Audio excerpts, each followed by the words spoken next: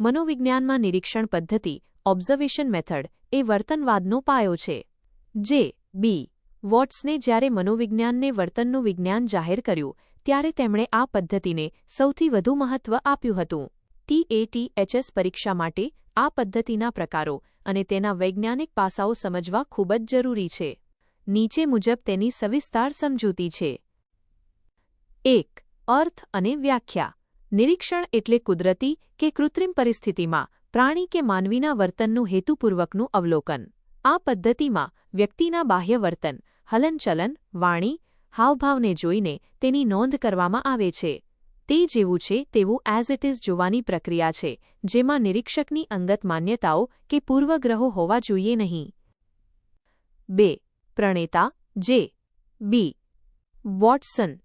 જે. બી. વોટ્સને આંતરનિરીક્ષણ પદ્ધતિનો વિરોધ કરી નિરીક્ષણ પદ્ધતિ પર ભાર મૂક્યો.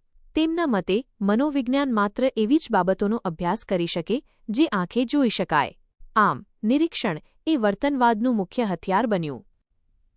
3. નિરીક્ષણ પદ્ધતિના પ્રકારો TATHS માટે ખાસ.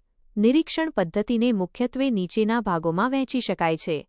1. કુદરતી નિરીક્ષણ નેચરલિસ્ટિક ઓબ્ઝર્વેશન. વ્યક્તિ કે પ્રાણીના કુદરતી વાતાવરણમાં જેમ કે જંગલ, બજાર કે શાળાના મેદાનમાં કોઈપણ જાતના હસ્તક્ષેપ વગર થતું નિરીક્ષણ.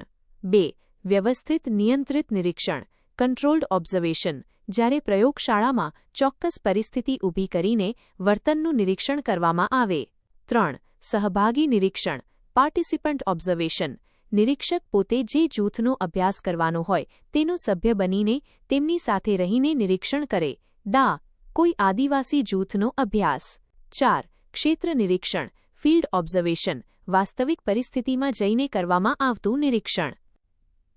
4. નિરીક્ષણ પદ્ધતિના ગુણો એડવાન્ટેજીસ. વસ્તુલક્ષિતા. અહીં જે દેખાય છે તેની જ નોંધ થાય છે, તેથી તે વધુ વૈજ્ઞાનિક છે. વ્યાપક ઉપયોગ. આ પદ્ધતિનો ઉપયોગ નાના બાળકો, પ્રાણીઓ, મૂંગા બહેરા કે અશિક્ષિત લોકો પર સરળતાથી કરી શકાય છે. કુદરતી વર્તન. કુદરતી નિરીક્ષણમાં વ્યક્તિને ખબર હોતી નથી કે તેનું નિરીક્ષણ થાય છે, તેથી તેનું વર્તન કૃત્રિમ હોતું નથી. 5. મર્યાદાઓ લિમિટેશન્સ. ઘટનાની રાહ જોવી. કુદરતી નિરીક્ષણમાં ઘટના ક્યારે ઘટશે તે નક્કી હોતું નથી, તેથી સમય વધુ લાગે છે. અપ્રત્યક્ષ વર્તન. મનની અંદર ચાલતા વિચારો, લાગણીઓ કે ઈચ્છાઓ માત્ર નિરીક્ષણથી જાણી શકાતી નથી. નિરીક્ષકની ભૂલ. જો નિરીક્ષક પક્ષપાતી હોય તો પરિણામ ખોટું આવી શકે છે.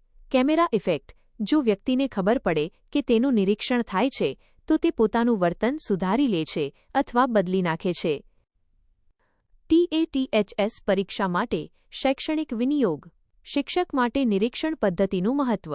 વર્ગખંડમાં વિદ્યાર્થીનું અવલોકન.